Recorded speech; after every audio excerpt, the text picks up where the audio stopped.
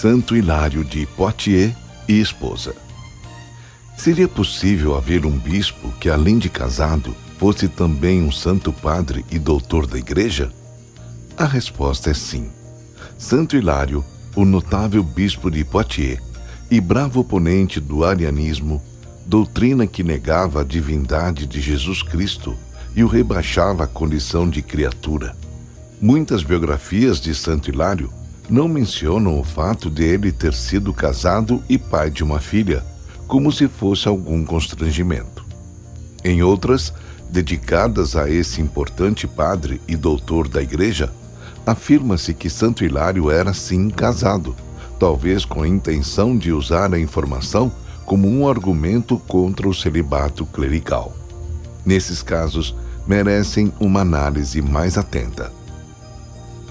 Hilário nasceu cerca de 315, em Poitiers, na Aquitânia, hoje França, filho de uma família rica e pagã. Em sua cidade natal e depois em Bordeaux, recebeu uma educação de elite, estudando principalmente gramática e retórica.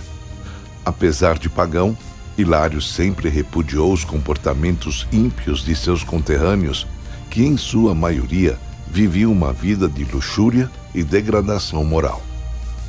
Tinham um alto cargo administrativo e, como era costume entre funcionários oficiais bem estabelecidos, casou-se. Seu matrimônio foi abençoado com a chegada de uma filha, que recebeu o nome de Abra. Hilário tinha um grande anseio pela verdade, e esse anseio guiava cada vez mais seu coração justo e generoso, que não encontrava satisfação na filosofia pagã. Em seus esforços para chegar à essência das coisas, especialmente em relação ao sentido da existência humana, como que por acaso entrou em contato com as Sagradas Escrituras, e então, através de sua leitura e mediante o auxílio da graça divina, acabou conhecendo a fé cristã.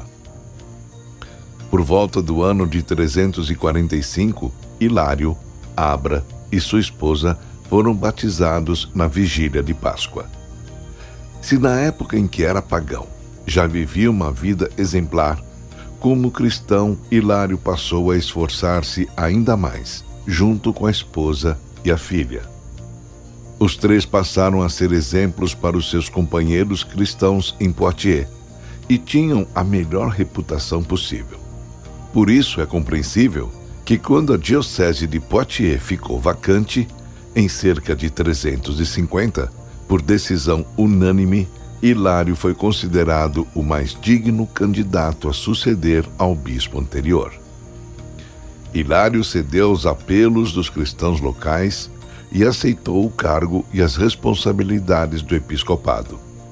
Às vezes, menciona-se, clara e enfaticamente, que Hilário viveu em total abstinência a partir do momento em que foi consagrado como bispo. Se foi assim mesmo, a afirmação condiz com a conduta do santo bispo, que mesmo quando pagão, sentia repulsa pelo estilo de vida desregrado e em grande parte imoral e corrupto, praticado por muitos de seus concidadãos. Pode-se também supor que quando Hilário chegou ao episcopado, sua esposa já não estava mais viva. Ficara apenas Abra, sua filha, e o bispo sempre olhava por ela, como demonstra em uma carta. Mesmo que hoje em dia essa carta seja considerada ilegítima, segundo alguns acadêmicos, seu conteúdo condiz perfeitamente com a atitude do Hilário como pai e bispo. Devido à sua postura ortodoxa e anti-arianista, em 356, Hilário foi exilado para a Frígia, na Ásia Menor. Em 360 ou 361, foi enviado de volta a Poitiers. Ali, sua principal atividade foi guardar e reintroduzir a verdadeira fé. Reuniu seu clero em uma sociedade a partir da qual nasceram as primeiras comunidades monásticas da Gália, através dos esforços de seu dedicado discípulo Martinho de Tours. A personalidade de Hilário agregava a diligência e senso de responsabilidade de um funcionário romano ao zelo de um ortodoxo pastor de almas. Ele procurava unir a clareza à piedade, a compreensão mútua à unidade eclesiástica. Foi com essa mesma intenção, certamente, que ele viveu a união com sua esposa antes de receber a ordenação episcopal.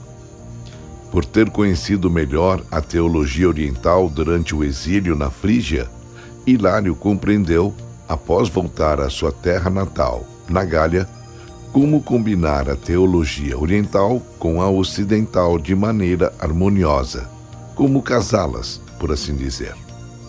Não é legítimo imaginar que também tenha sido assim em relação à harmonia com que viveu seu casamento, antes de se tornar bispo? Além disso, como enfatiza em suas obras de teologia, esse doutor da Igreja tinha plena convicção da compatibilidade entre fé e razão. Em seus escritos, deixa claro o quão essencial para um verdadeiro teólogo é ter não apenas uma mente clara, mas, sobretudo, um coração repleto de fé. Uma mente clara e um coração repleto de fé.